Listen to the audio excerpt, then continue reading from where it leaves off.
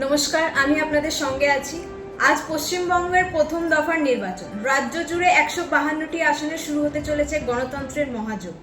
চলে যাব এর পরের খবরে। জানা যাচ্ছে দিল্লিতে ভয়াবহ অগ্নিকাণ্ড, যেখানে দিল্লির নরেলা শিল্প এলাকায় একটি জুতা কারখানায় আগুন লাগে এবং সেটি নেভাতে 15টিরই বেশি ফায়ার এক্সটিংগুইশার সেখানে পৌঁছায় এবং এলাকা খালি করে দেওয়ার নির্দেশ দেওয়া হয়েছে। চলে যাবে পরের খবরে। মুম্বাই পুনে যাত্রা দ্রুত হবে বলে জানা গিয়েছে এবং জানা গিয়েছে মুম্বাই থেকে পুনে যাতায়াতে 90 মিনিট কমে যাবে।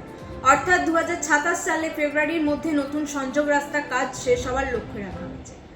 সোনার দামে বৃদ্ধি। সোনার দাম প্রায় 1.25% বেড়েছে এবং 24 ক্যারেট সোনার দাম হয়েছে প্রায় 1,53,560 টাকা প্রতি 10 গ্রামে। চলে যাব আজকে শেষের খবরে, যেখানে জানা যাচ্ছে ইরানের হুঁশিয়ারি।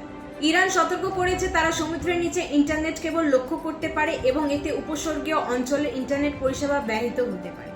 ধন্যবাদ, ভালো থাকবেন, সুস্থ থাকবেন। Stay tuned with Swan news.